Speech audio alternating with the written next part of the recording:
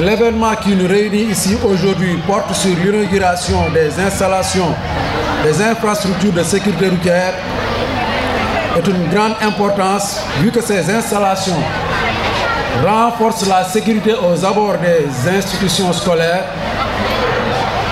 mais aussi ils participent à la sensibilisation des enfants qui vont grandir avec la prise de conscience de l'usage vulnérable qu'ils sont. Les ateliers qu'ils ont fait ici aujourd'hui nous ont montré que la sensibilisation passe pour que les enfants puissent comprendre les enjeux de sécurité qui se présentent devant eux. Nous saisissons cette occasion pour saluer l'engagement de la Fondation Laser qui depuis plusieurs décennies se positionne avec détermination dans la lutte contre l'insécurité routière. Le ministère des Infrastructures des Transports terrestres et aériens a pris l'engagement de collaborer étroitement avec ces ONG qui ont l'avantage du terrain, qu'ils maîtrisent mieux que les institutions peut-être, pour mettre en place une bonne politique de sécurité routière. Le meilleur investissement que nous pouvons faire dans la jeunesse est de les intéresser à la sécurité routière. Quand on voit les statistiques qui font état de 750 personnes tuées par an et dont les 2 tiers sont d'âge compris entre 2 et 35 ans, ce qui constitue la population active de notre pays. Sur ce, j'appelle à tous les bailleurs, mais aussi à tous les partenaires techniques et financiers à soutenir cette cause noble, à accompagner l'ONG Laser International dans la lutte contre l'insécurité routière.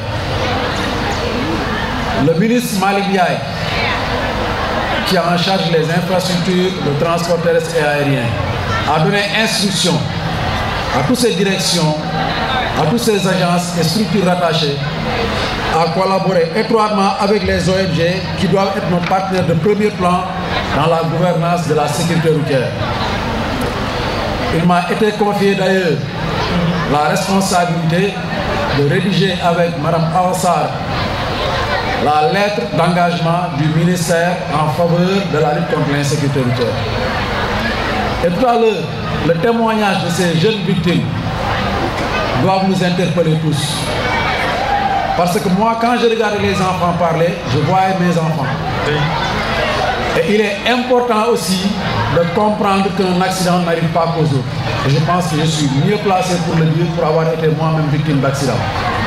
Donc j'en appelle à tout le monde à une prise de conscience collective, à soutenir de pareilles initiatives, mais aussi à accompagner les projets d'éducation routière à l'école qui devront être portés par des agences de l'État, mais aussi avec une étroite collaboration avec Laser qui ont l'avantage de s'y mettre depuis plusieurs décennies.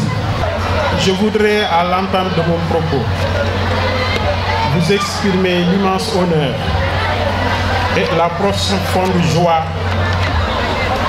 que je sens en ce moment-ci devant vous pour aujourd'hui célébrer une étape importante dans notre engagement envers la protection des enfants de façon globale, mais envers la sécurité de nos élèves. En effet, il s'agit d'inaugurer aujourd'hui des infrastructures routières qui certainement vont impacter sur la vie de nos enfants parce que, sans nul doute, ces infrastructures vont transformer leur environnement scolaire, pour ne pas dire leur environnement d'apprentissage. Cette cérémonie intervient dans un contexte particulier que nous connaissons tous. Il s'agit effectivement de la mise en place d'un nouveau référentiel des politiques publiques qui vise à transformer de façon générale notre pays, à en faire un pays, en tout cas, qui est sur la voie de l'émergence. Mais pour le système éducatif, il s'agit effectivement de mettre en œuvre cette vision à travers 11 leviers stratégiques qui sont déclinés en actions et en projets et programmes de développement. Et la cérémonie qui nous réunit aujourd'hui, effectivement, cadre avec l'un des levier stratégique qui vise à promouvoir chez l'enfant l'humanité, mais aussi la citoyenneté active. C'est pourquoi je voudrais tout simplement dire que notre pays dispose d'une stratégie de protection de l'enfance, c'est vrai. Mais la protection de l'enfance ne se limite pas uniquement à le mettre dans de bonnes conditions de travail, mais cette protection doit être globale. Et leur sécurité, qui fait partie de cette protection, constitue pour nous une priorité absolue. Je voudrais également rappeler que cette cérémonie intervient effectivement dans un contexte de révision de nos curricula. Le processus est lancé, il est en cours et la problématique qui nous réunit aujourd'hui occupe une place importante dans ces curricula. Mais je voudrais rappeler aussi que notre système éducatif, quand même, il faut le dire, a dans une certaine mesure pris en charge les questions liées à la sécurité routière. Mais c'est de façon timide. Et c'est pourquoi, depuis quelques mois, depuis quelques années, il y a toute une stratégie, toute une politique qui est en train d'être développée pour que notre système éducatif puisse prendre en charge de façon effective cette problématique liée à la sécurité routière. Vous l'avez dit, chaque jour, ce sont des milliers d'enfants qui parcourent nos routes pour se rendre à l'école. Il est donc de notre devoir, en tant que responsables, parents, éducateurs, autres acteurs du système, de nous assurer que nos enfants empruntent ces routes en toute sécurité. C'est pourquoi nous sommes tous interpellés.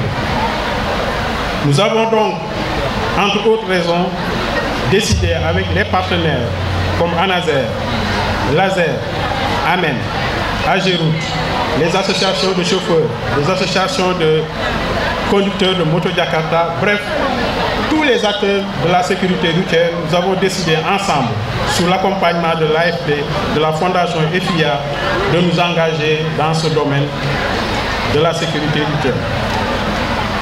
C'est un projet donc dont nous saluons les réalisations, ici dans ce complexe, au CM Mamadou Diaw, mais également, c'est un projet qui va profiter au-delà de ces écoles, Mamadou Diaw et autres, à tous les enfants de Thiès qui fréquentent cette route-là. Les dispositifs qui ont été mis en place ne sont pas seulement nécessaires, mais pour nous, ils sont essentiels, pour ne pas dire vitaux. La présence de ces infrastructures sur nos routes va de façon inéluctable inciter les automobilistes, en particulier les conducteurs de moto Jakarta que je salue, mais également tous les conducteurs, en tout cas de moyens roulants, à réduire sensiblement leur vitesse, particulièrement dans les zones proches des écoles. C'est donc un pas important, je l'ai dit, vers un environnement beaucoup plus sécurisé pour nos apprenants. De plus, la mise en place de barrières enchaînées devant nos écoles contribuera à protéger davantage nos élèves lors de leur déplacement.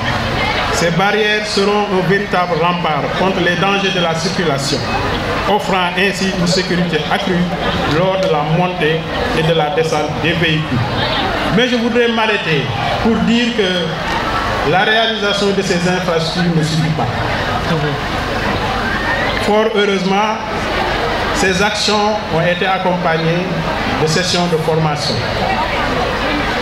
Mais je demeure convaincu qu'au-delà des sessions de formation, il nous faudra mettre en place des mécanismes de dialogue, de concertation,